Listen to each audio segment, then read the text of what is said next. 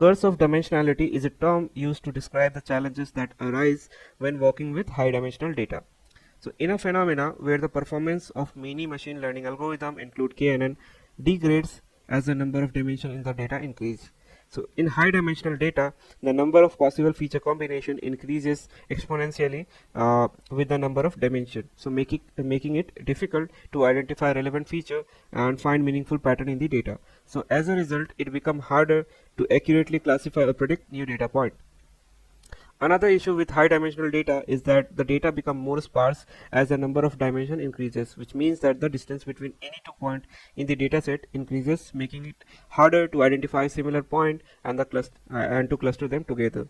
So this can lead to overfitting of the model, where the model fit the training data very well but fail to generalize to new unseen data. Furthermore, as the number of dimension increases, the amount of data required to train a model effectively also increases exponentially. So this can lead to problem of overfitting. So where the model become too complex and fit the training data too well, leading to poor performance on new data. So to migrate the curse of dimensionality, various technique has been developed, including dimensionality reduction, feature selection, and regularization. So these techniques aim to reduce the number of dimensions in the dataset or to identify the most relevant feature, allowing for more accurate and efficient modeling. In summary, this curse of dimensionality is significant challenge when working with high dimensional data, and it is important to use appropriate technique to migrate its effects and develop accurate, efficient model. And then there is a few more points that I want to add here. So the curse of dimensionality occurs when sorry, when the feature or the dimension are very high.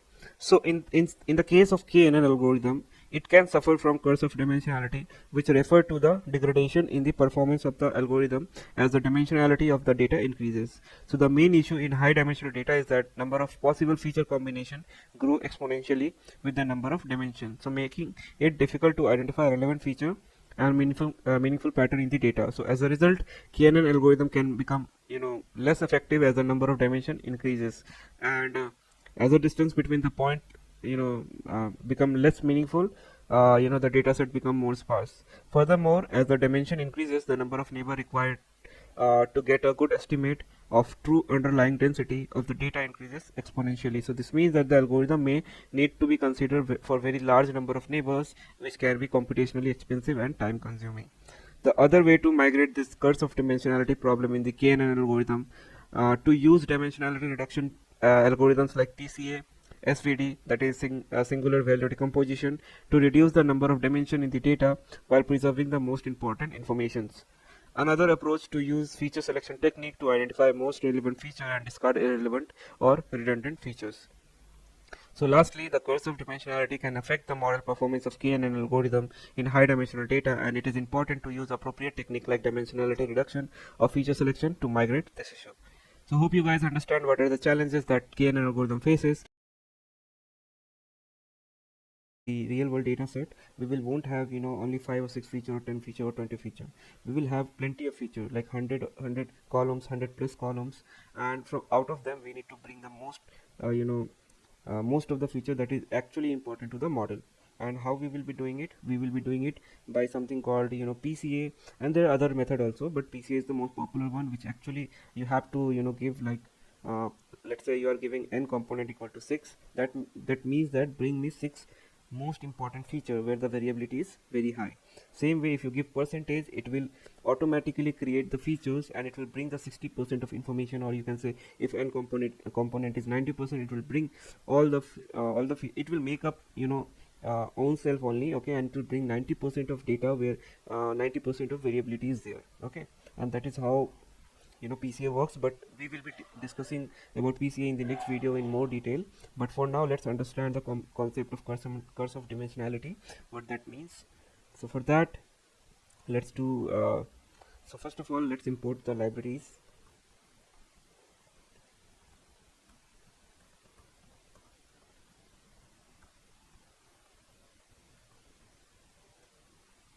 Okay, now let's create a function, that is distance function, which will calculate the Euclidean distance between 2 points, okay.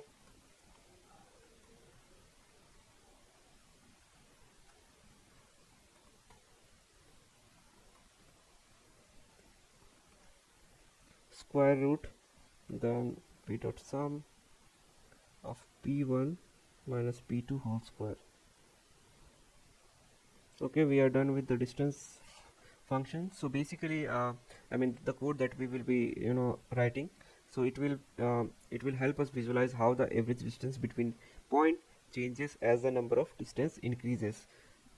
This curse of dimensionality refers to the phenomena where the amount of data needed to maintain the same level of data, density that grows exponentially with the number of dimension. So, let's see how we actually understand this point. So now next thing is let's generate a data set, and for that let's create a function. So def generate points, number of points, the number of dimensions.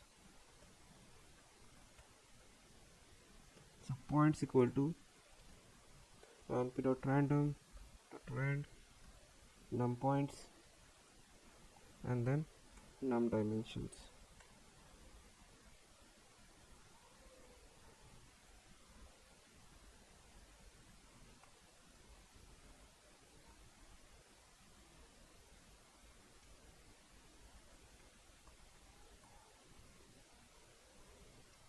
So what we are doing here is we are generating a random set of point in a high dimensional space. Okay, now next thing is let's plot the distances, and for that let's create a function plot distances.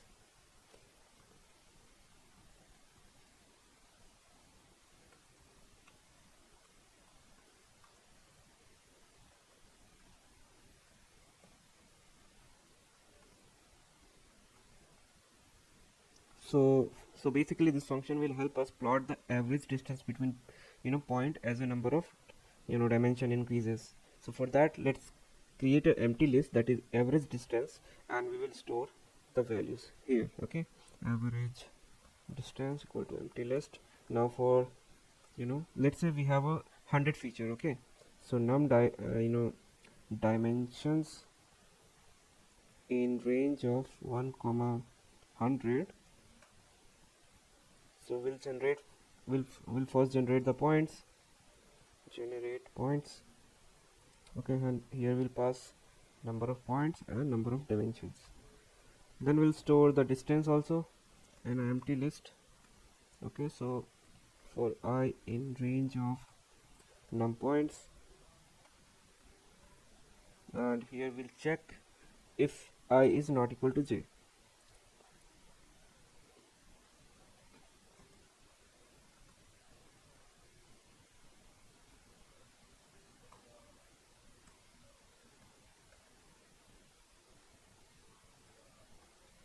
We'll append the distances.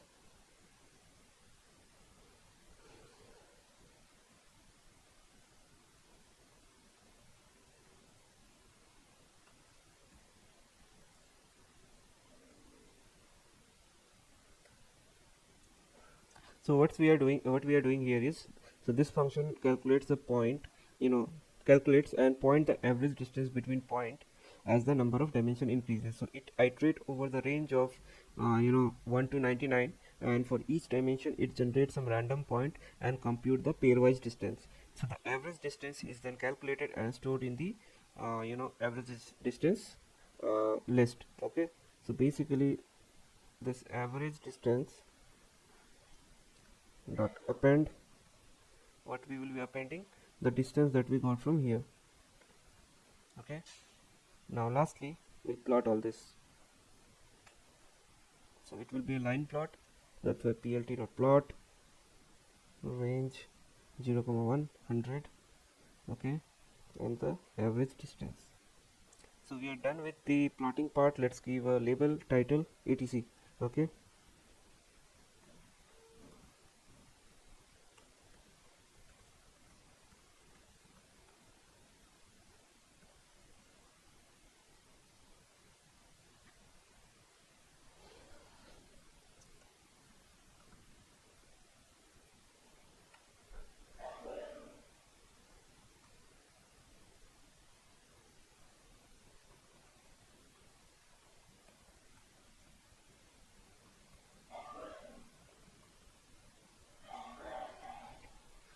Okay, so we are done with everything.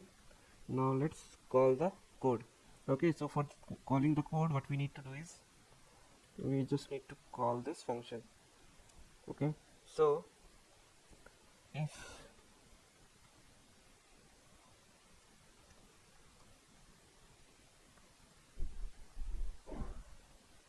if name equal to main, plot distance, and here we'll pass our 100,9. Okay, so let's understand this code. So basically this line of code ensure that the plot distance function is called when the script is executed, and it will generate 100 points in 9-dimensional space and visualize how average distance change the number of dimension increases. Okay, list object is not callable. Okay,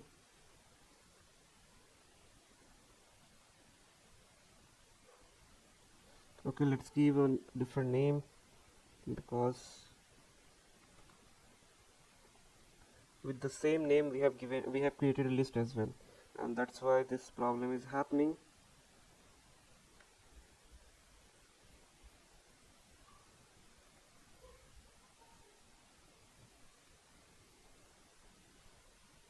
So in the distance code there is some error, so it shouldn't be SN, it should be NP. Okay, so now let's run this again. So it's running because it's, the dimensions are high, that's why it's taking time to plot.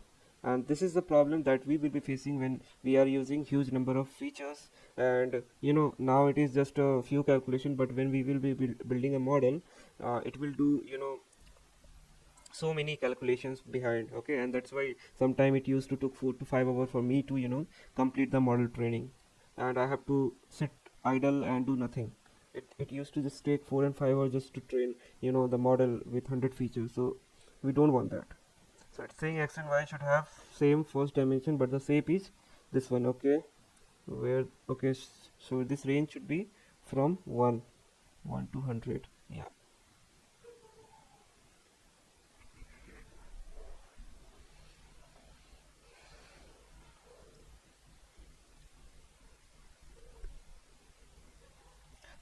So this plot will explain us the concept of curse of dimensionality.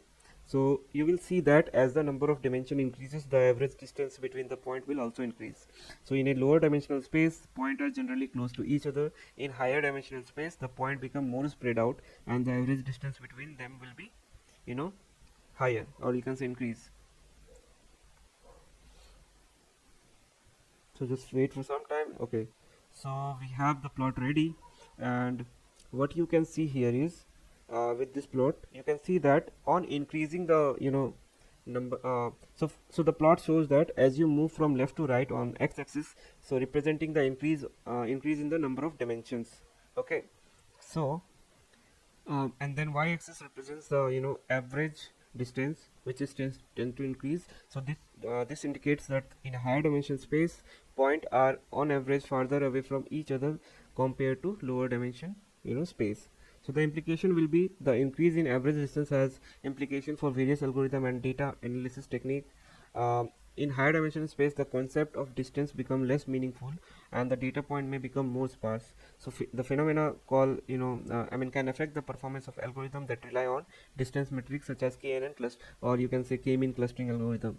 So the curse of dimensionality arises because as the number of dimension increases, the volume of space grow exponentially, which lead to sparsity in the data set. So the majority of data point concentrated near the corner, or you can say the space, edge of the space, making it challenging for model to capture the meaningful patterns. Okay, so this is what this plot demonstrate. So hope you understand what I mean by curse of dimensionality. Okay, so see you in the next video. Thank you guys.